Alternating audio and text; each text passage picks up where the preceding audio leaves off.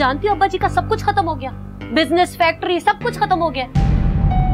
अब्बू जी ने अपनी वेयर हाउस की कंस्ट्रक्शन रोक कर ना पैसा दिया अब्बा जी को, वरना अहमद भाई ने तो सब कुछ बर्बाद कर दिया था। क्या?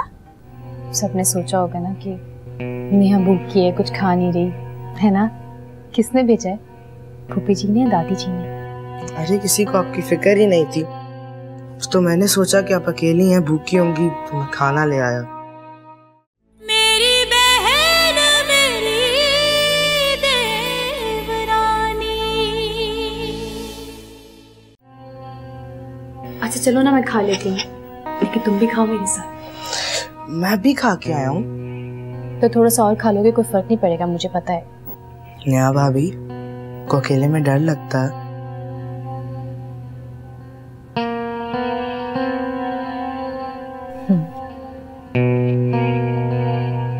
कुछ दिनों से लगने लगा है अकेलेपन से।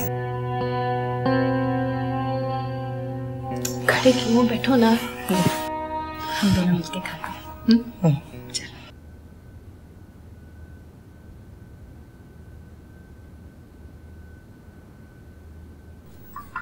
चल प्लीज। Thank you.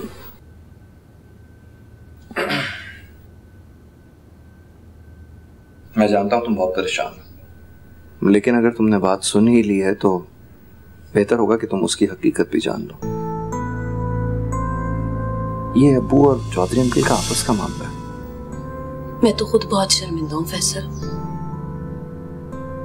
अब्बा जी ने इसी जमीन पर कितना हंगामा किया था, और आज मजबूरन उनको यही जमीन अब्बू जी के हाथों बेचनी पड़ गई है। बेची थोड़ी है उन्होंने जमीन, भाई अब्बू ने वक्ती तौर पे उनसे जमीन ली है। जैसी चौधरी अंकल के हालात बेहतर हो जाएंगे, अब्बू ने जमीन वापस कर देंगे। अब्बू जी तो आज भी अपनी दोस्ती निभा रहे हैं, पर ये सारा ना बहुत बदतमीज है। घर में किसी का लिहाज ही नहीं करती। हमाद को भी कोई बात समझ नहीं आती। दोनों उल्टी खोपड़ी के हैं, बेवकूफ कहीं के। खैर तुम सारा को रहने दो, उसकी उम्र कम है, वक्त के साथ साथ खुद ही अकल आ जाएगी उसे। शादी के बाद उम्र नहीं, हालात के साथ चलना पड़ता है। तभी तो आप ससुराल में जाकर अपनी एक जगह बनाते हैं, सबकी इज्जत रखते हैं। क्या अब्बू ने चौधरी अंकल से जमीन खरीद ली? मुझे अब्बा जी को दवा देनी है, चाहिए रखिए आपके।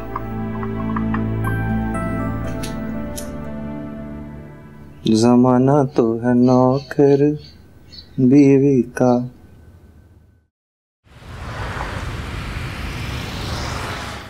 अगर खते जिंदगी सिर्फ शुरू में जंजीर नुमा होता, बचपन में बीमार होने की दलील है। दलील? ये कैसा वर्ड है? मुताल्लिक का शख्स बचपन में बीमार हो सकता है, लेकिन इसकी जान को कोई खतरा नहीं होता। बीमार से एहतियात होकर मत छुपाओ प्यार करने वाली नेहा को, जो तुम्हारे अंदर कहीं खो गई है। ऐसा कुछ नहीं है। नफरत करती हूँ मैं, नफरत करती हूँ तुम सबसे। अच्छा, तो फिर काशी को अपनी गोद में लिटाकर उसकी मासूमियत पर इतना हंस क्यों रही थी?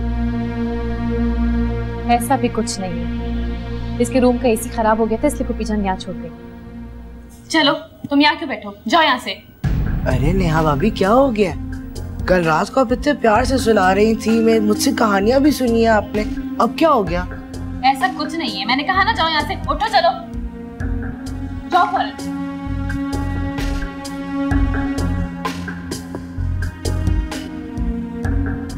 और तुम भी जाओ यहाँ से। जा रही हूँ। मुझसे झूठ बोलकर मुझे धोखा दे सकती हो, अपने आप को नहीं।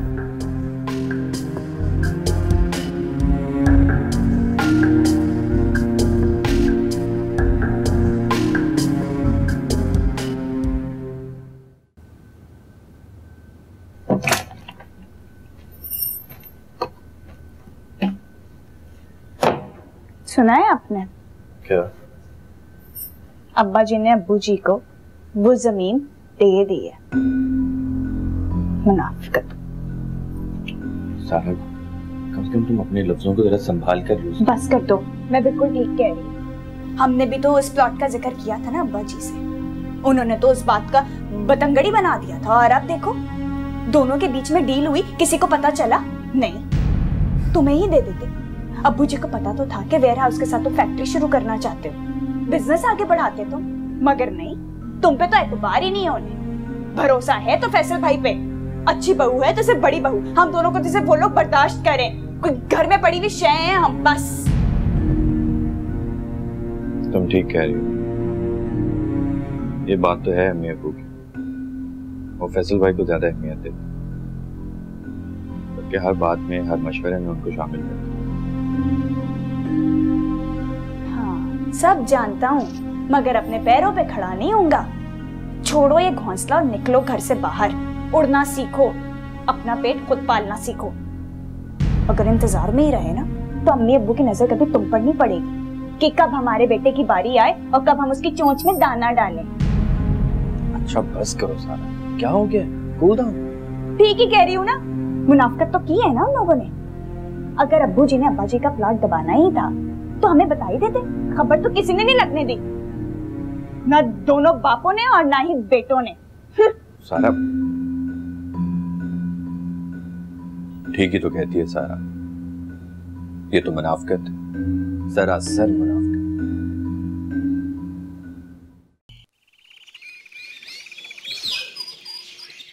तू मेरी बात सुन, इधर आ तो मेरी बात सुन। तुझे जो मैंने कहा था कि चल के तू मेरे कमरे में सो, है तो तू आगे से कहता कि मैं भाभी के कमरे में जाके सोऊंगा क्योंकि उनको डर लगता है। बड़ा सक्का तो देखो भाभी दा। अरे एक दिन सो गया तो सो गया, क्या हो गया भाई? डर लगता है ना। अल्लाह की शान है, हाय खावन को घर से निकाल के ना अब उसको डर लगने लगा है। या अल्लाह मैं की करे इस मुंडा ना। तो माजी की फर्क पैंदा है, अगर सो गया ने आके कमरे में जाके तो उसे छड्डो ना। क्यों मैं छड्डू? मेरी नाक कट गई है तो हम लोगों को नजर नहीं आ रहा। हाय जो लोग मुझे अपना दुश्मन समझते हैं उनको तुम लोग दोस्त बनाते हो, दोस्त बनाते हो तुम लोग। अम्मा जी खुदा का वास्ते, अब नया भाभी अच्छी हो गई, इल्जाम न लगाए उन पे। अच्छी हो गई है? क्या अच्छी होगी? माँ जी बच्चा है, बच्चे को जो प्यार से बुलाएगा वो उसे अच्छा कहेगा ना। तू चुप कर जा, बड़ी माँ जी कर रही है, तेरी बेबे लगती है। तेरे भूल गया जब मुझसे तुझे चपेट मारी थी। हाय माँ जी देखो, काशी ना काशी बच्चा है, बच्चा प्यार का भूखा होता है, तो उसने प्यार से बोल दिया होगा सो जाए तो वो चला गया, क्या हो गया इसमें? अगर तू अब गया ना फिर कमरे में तो मैं तेरी लत्ता बांध दियागी। छड्डो माँ जी छड्डो, तू जाके हाथ मुंह धोना ना, तू भी बैठा खड़ा मारे खा रहा है। खबरदार तू अब तूने मेरी बात जाऊंगा जाऊंगा 100 दफा जाऊंगा।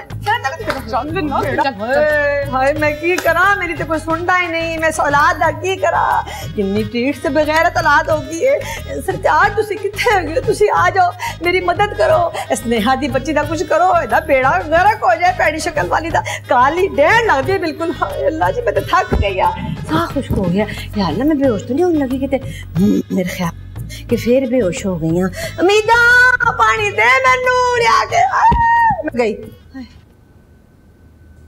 आप ये मीना के लिए सिलवा दूं, कैसा रहेगा? अरे बेटा वो बाहर से आ रही है, वो टेलर के सिले हुए कपड़े पहनेगी। सभी टेलर से सिलवा कर पहनते हैं, कहते हैं कि डिजाइनर्स के पहने। हाँ ये बात तो तुम सच कह रही हो। अरे वो हमारे पड़ोस में नहीं है मिसेस जावेद, वो मोटी भैंस, वो कल पिछली मार्केट में मिली, दर्जी से लड़ रही थी, कह रही थी मेरे कपड़े ढीले हो गए। अरे भैंस के कपड़े कोई ढीले नहीं होंगे तो और किसके होंगे? और ये भी कह रही थी कि पिछले 10 साल से मैं तुमसे ही सिला रही हूँ। वो जब भी मिलती है ना यही कहती है कि ये मैंने दीपक का पहना हुआ है, ये मैंने रिजवान बेग का पहना हुआ है। अम्मी अबू कहाँ? अरे बेटा तुम बेटे हो या पुलिस वाले जो वारंट लिए मुझे उनको तलाश करने आ गए? अरे पप्पो बस करते हैं, आप भी मुझे अबू से बात करनी है। क्या प्लीज, अगर बाप को बुलाना ही है, पूछना ही है तो अदब तमीज से पूछो। तुम्हारे अब्बू फैसल के साथ ऑफिस गए हैं, वहीं जाकर मिला। अम्मी मैं रात को आप लोगों के रूम में भी आया था लेकिन शायद आप सो रहे थे, क्योंकि मैं जो बात अब्बू से करना चाहता हूँ वो घर में ही हो सकती है, ऑफिस में नहीं। ऐसी क्या बात है जो तो लट लिए फिर रहे हो तुम? वो प्लीज बस कर दें आप, मुझे अब्बू से बात करनी है। अच्छा, तो तुम्हें अब्बू से बात करनी है तो मैं बोलूं ना, यही चाह रहे हो ना तुम? आप भी पुप्पो बस। तुम्हें कोई घर की बात करनी है तो मुझसे कर सकते हो। नहीं अम्मी, बात तो मुझे अब्बू से ही करनी है, क्योंकि आजकल वो लेन देन बहुत अच्छा कर रहे हैं। ये क्या क्या की चला गई? अरे सारा की जबान इसके मुंह में लग गई है, होशियार रहो शमसा। चल चाय पियो तो।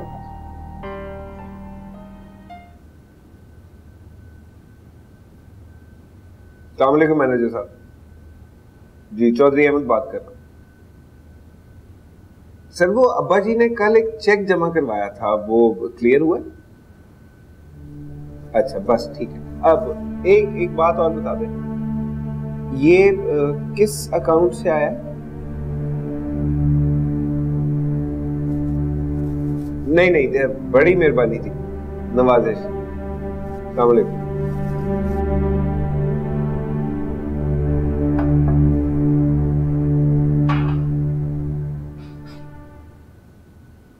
हाँ जी, वो बंदोबस्त हो गया है।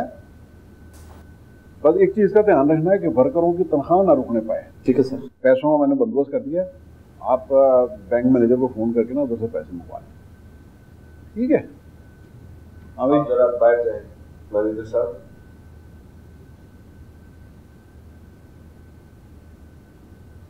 क्यों भाई, ये मैनेजर साहब को बात क्यों भिजवा दिया? अब्बा जी आपने ठीक नहीं किया वैसे मेरे साथ। क्या अच्छा नहीं? आपने अंसारी अंकल से पैसे ले लिए, क्या जरूरत पड़ गई थी? मुझे बैंक के मैनेजर ने बताया अब्बा जी। अब देखना उनकी बेटी जो है ना सर पे चढ़ के नाचेगी मेरे। कोई किसी से चढ़ के नहीं नचेगा। मुझे एक बात बताएं, जब आपने पहले अंसारी अंकल को मना कर दिया था तो उसके बाद आप मान क्यों गए अब्बा जी? और तू अपने काम से काम रखा कर, समझा कि नहीं? ये कोई जरूरत नहीं हमारे मामले में बीच में लाकर आने। जो भी है आपने मेरे साथ ठीक नहीं किया अब्बा जी। ओए चुप करके अपना काम कर, नहीं तो ताला लगा दे कंपनी को, बड़ा ऊंची नाक वाला। और खबरदार घर जाके सभा से खबरदार तो तूने कोई गलत बात की होगी।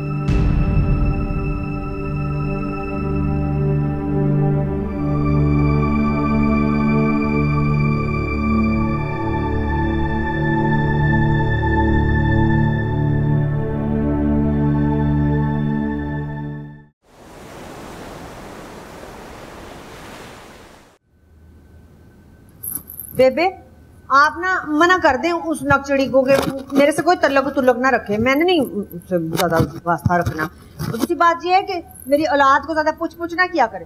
छड़ दे जान दे, अकेले डरती होगी। काशी को सुला लिया तो क्या हुआ? हाय हाय, तो यूसुफ भी तो अकेला है ना गांव में, उसको नहीं डर लगता होगा वहां पे? बुरे नसीब यूसुफ, जान दे, आपे ख्याल आ जाएगा।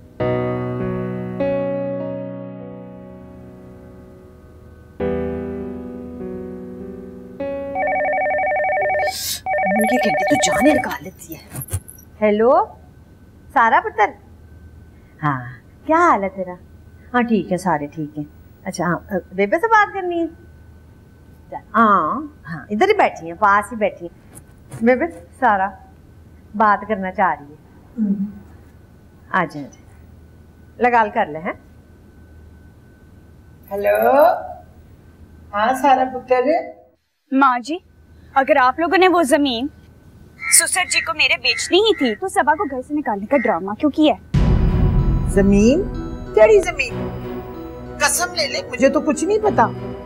वही जमीन जो हमाद के वेयर हाउस के साथ थी, जो मैंने घर आके अब्बा जी से मांगी थी, वो अब्बा जी ने मेरे ससुर को बेच दिया। पर हाय हाय, मुझे बताए बगैर। पर सारा पुत्र, अहमद नु बड़ा नुकसान हो गया, शायद ऐसे वास्ते बेची हो। बात ये नहीं है, बात ये है कि मेरे ससुर की नजरें उस जमीन पर थी। सबने मिलकर अब्बा जी की मजबूरी से फायदा उठाया, मैं आपको बता रही हूँ। फिर मैंने ठीक किया ना, तेरे सौरे ने बड़ी बड़बड़ के बातें की थी, लड़की बैठा ली अब घर में, अब असलियत सामने आ गई है।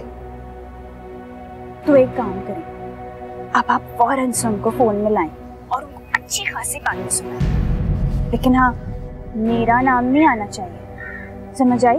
तू रख फोन, मैं अभी देखती हूँ। बेबे मुझे भी तो बताए कुछ, मेरे तो पेट में दर्द होने लग पड़े।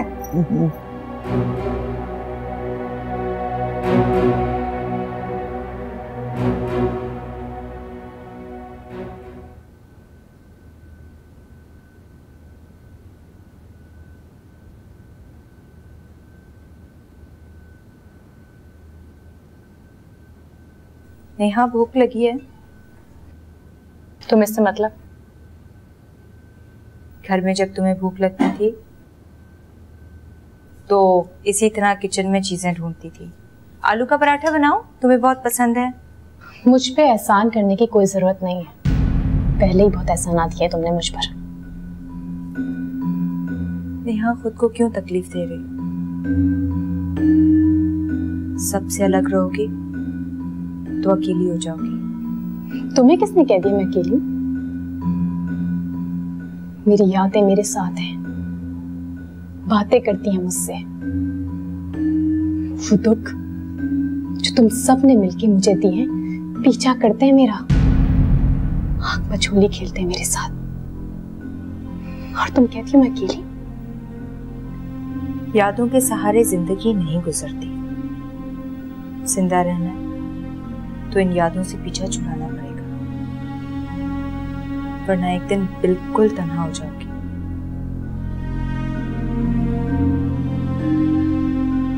तुम्हारे लिए कुछ बनाती हूँ।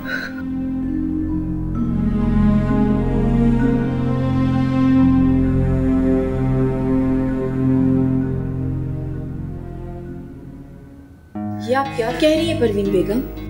आप मेरा यकीन करें, मुझे इस बारे में बिल्कुल नहीं मालूम कि चौधरी साहब और अंसारी के दरमियान क्या लेन देन की बात हुई है। हाय हाय, ज्यादा भोली ना बन शमसा बेगम, ये हो ही नहीं सकता। मर्द औरत के भड़काए बगैर इतना बड़ा कदम उठाए, और फिर अंसारी तो है ही चोरों का गुलाम। देखिए परवीन बेगम, आप मुझसे बड़ी हैं, आपकी इज्जत करना मुझ पे फर्ज बनता है, लेकिन आप हद से ज्यादा बढ़ रही हैं। आप मेरे शौहर के बारे में इस तरह के अल्फाज इस्तेमाल नहीं कर सकती। अरे मुझे तो मेरे भाई को कुछ कह रही है, मैं बात करती हूँ। परवीन बेगम, अगर आपको कोई बात करनी है ना सामने आके करें, यूँ फोन करके हमें जलील करने की कोशिश मत करें, समझी आप? मुझे दे, मैं बात करती हूँ। अरे हटो, तुम्हारी तो दादी पागल हो गई है। हाय हाय जुलेखा, पागल कह रही है वो सफिया मरजानी हम दोनों को।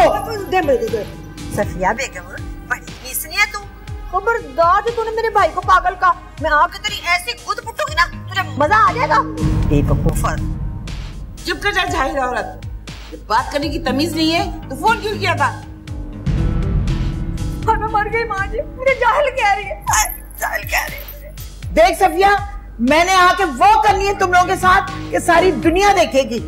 तुम लोगों ने इसीलिए लड़कियां लिए और दिए कि शुरू से तुम लोगों की नजर हमारी दौलत और हमारी जमीन पे थी।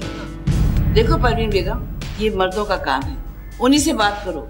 और ये चौधरी कोई इतना मासूम नहीं है कि इंसानी के कहने पर अपनी कीमती जमीन को औने पौने में बेच दे, समझी?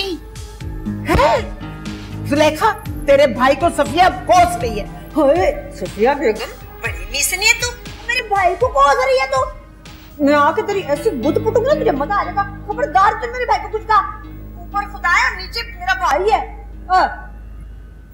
मैं तुम जैसी बदतमीज औरत से बात करना पसंद ही नहीं कर सकती। तुम तो फितना हो, फितना, फिसादन कहेगी। माँ जी, मेरा तो ब्लड प्रेशर ही हाई हो गया इसकी बातें तो सुन के। अमीदा का, अमीदा पानी दे दे मुझको। किस्म के जाहिल लोग हैं।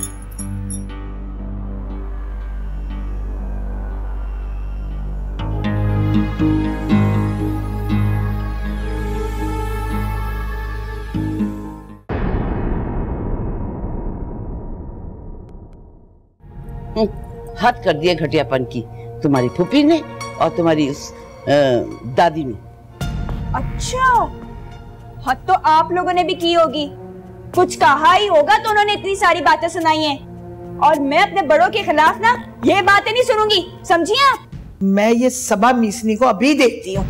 बेबे अब फिक्र ना करे, अभी हम जरा पानी पुनी पी के जाके रेस्ट करके ना फिर हम जाते हैं इनके घर बेहद देते के घर, और जाके इनको वो स्वाद देने ना कि इनको समझ आ जाएगी इनको।